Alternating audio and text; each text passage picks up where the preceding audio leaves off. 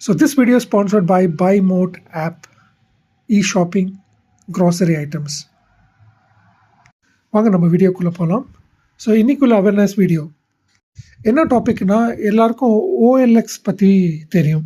So OLX வந்து நீங்கள் வந்து கார் சேல் பண்ணலாம், ஃபர்னிச்சர்ஸ் சேல் பண்ணலாம், உங்களோட ஓல்டு ஐட்டம்ஸ் எல்லாத்தையும் சேல் பண்ணலாம் அப்படின்னு சொல்லி ஒரு ஆப்ஷனு. ஸோ அப்படிங்கிற இருக்கும்போது நான் வந்து என்னோடய சோஃபா செட்டை வந்து நான் சேல் பண்ணணும்னு சொல்லிட்டு ஆன்லைனில் நான் வந்து போட்டிருந்தேன். ஸோ இதுலேயும் வந்து ஸ்கேம் நடக்குமா அப்படின்னு எனக்கு ஒரு ஆச்சரியமாக இருந்துச்சு. But really I was shocked.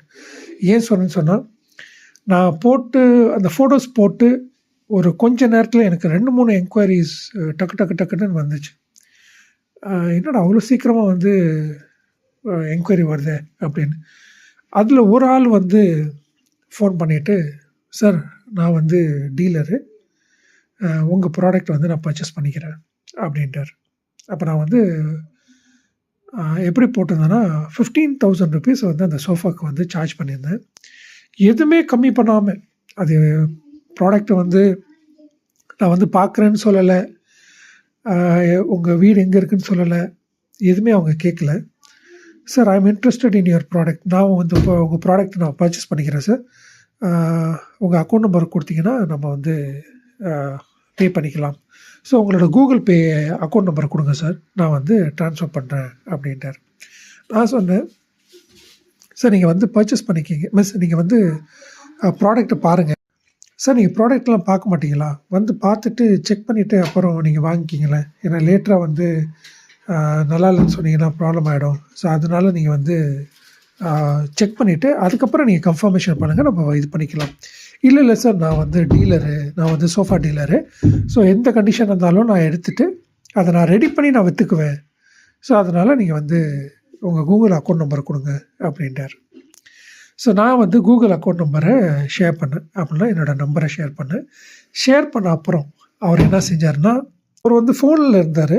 அவர் என்ன சொன்னார்னா, சார் கூகுளுக்கு வந்து QR கோட் கொடுங்க அப்படின்ட்டார். நான் கேட்டேன், பேமெண்ட் அமுச்சு விட்றதுக்காண்டி QR கோட் கேட்குறீங்களா அப்படின்னு. ஆமாம் அப்படின்ட்டார்.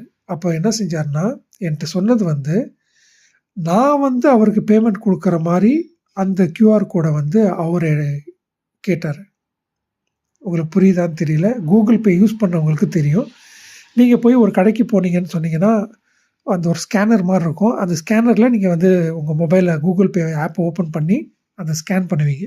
ஸோ ஸ்கேன் பண்ணோன்னா உங்கள் அக்கௌண்ட்லேருந்து அமௌண்ட் வந்து அவரை ஷாப் கீப்பர் அக்கௌண்ட்டுக்கு போகும். கரெக்டாக?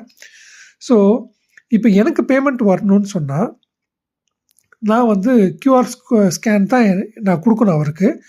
ஆனால் அதில் 2 ஆப்ஷன் இருக்குது. ஒன்று வந்து அவர் பேமெண்ட் எடுத்துக்கிற QR கோட் ஆப்ஷனை வந்து கொடுக்குறது. அப்படின்னா நீங்கள் வந்து உங்களோட QR கோடில் அவர் பேமெண்ட்டு வந்து அவர் எடுத்துக்கிற மாதிரி ஒரு ஆப்ஷன் இருக்குது. அந்த ஆப்ஷனை அவர் கேட்டார். நான் கேட்டேன், சார் நீங்கள் தானே எனக்கு பேமெண்ட் பண்ணணும், நான் ஏன் உங்களுக்கு அந்த ஸ்கேன் கூட கொடுக்கணும்? இல்லை சார் இதான் ப்ரொசீஜரு, நாங்கள் வந்து டீலரு, அதனால் கேஷ் பேமெண்ட்லாம் எங்களாட்டி கொடுக்க முடியாது, டைரெக்டாக வந்து நான் வந்து டீட்டெயில்ஸ் காமிக்கணும் கம்பெனிக்கு, ஸோ அதனால் இதான் ப்ரொசீஜரு அப்படின்னு சொன்னார். ஸோ எனக்கு தெரிஞ்சிடுச்சு, அவர் வந்து என்னோடய பேங்க் அக்கௌண்ட்லேருந்து பணத்தை ஹேக் பண்ணுறதுக்கோ இல்லை ஃபுல் அமௌண்ட்டை வித்ட்ரா பண்ணுறதுக்கோ அவங்க பிளான் பண்ணுறாங்க அப்படின்னு.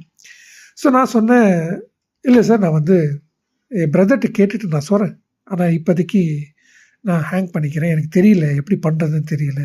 இல்லை சார் நான் உங்களுக்கு கைட் பண்ணுறேன் அப்படின்னு சொல்லிட்டு அவர் இன்ஸ்ட்ரக்ஷன் கொடுத்து அந்த டீட்டெயில்ஸை கேட்டார். ஸோ இப்படிலாம் பண்ணுங்கள், இப்படி பண்ணுங்கன்னு. நான் கடைசி வரைக்கும் நான் அந்த QR கோடை சென்ட் பண்ணலை. அப்படின்னா என் அக்கௌண்ட்லேருந்து பணம் போகிற மாதிரி நான் சென்ட் பண்ணலை. அதை அவர் தெரிஞ்சுக்கிட்டார் ஃபைனலாக. பட் ஆனால் அதுக்கப்புறம் ஹேங் பண்ணிட்டார், ஃபோனை வச்சிட்டார். பட் இது ஏன் இது சொல்கிறேன்னா, எனக்கு அதை பற்றி தெரிஞ்சதுனால நான் வந்து சேஃபர் சைடில் லாக் ஆகிட்டேன். ஐ மீன் நான் வந்து கொடுக்கல, ப்ரொடெக்ஷன் பண்ணிட்டேன். பட் ஆனால் நிறைய பேர் வந்து தெரியாமல் யாரோ சொல்கிறாங்க அப்படின்னு டக்குன்னு அந்த QR கோடு உங்கள் இதுலேருந்து எடுத்து கொடுத்தீங்கன்னு சொன்னால் உங்கள் அக்கௌண்ட்லேருந்து பணம் வித்ட்ரா பண்ணுறதுக்கு நிறையவே சான்சஸ் இருக்குது.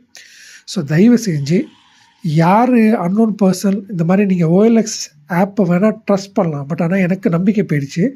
ஓஎல்எக்ஸ்லேயே வந்து நிறைய பேர் இந்த மாதிரி திருடுறாங்களா? அதுவும் நம்மளுக்கு தெரியல. இது நான் வந்து ஓஎல்எக்ஸை பற்றி கம்ப்ளைண்ட் சொல்லல. பட் ஓஎல்எக்ஸில் ஆப்பில் நீங்கள் இந்த மாதிரி ஃபர்னிச்சரோ இல்லை காரோ ஏதாவது போட்டிங்கன்னு சொன்னால் அவங்க வந்து பார்க்காம கொள்ளாமல் வந்து டைரெக்டாக பணத்தை கொடுக்குறேன் அப்படின்னு சொன்னால் நீங்கள் தயவு செஞ்சு நம்பிடாதீங்க. நீங்கள் போட்ட ரேட்டு இப்போ நீங்களே ஒரு கடைக்கு போகிறீங்கன்னு சொன்னால் ஒரு பொருளை பார்த்து சார் 100 போட்டிருக்கீங்க, ஒரு 80 கொடுங்க அப்படின்னு கம்மியாக கேட்கலாம். அதே செகண்ட் ஹேண்ட் சொல்லும் போது பாதி கூட கேட்பீங்க. கரெக்டாக?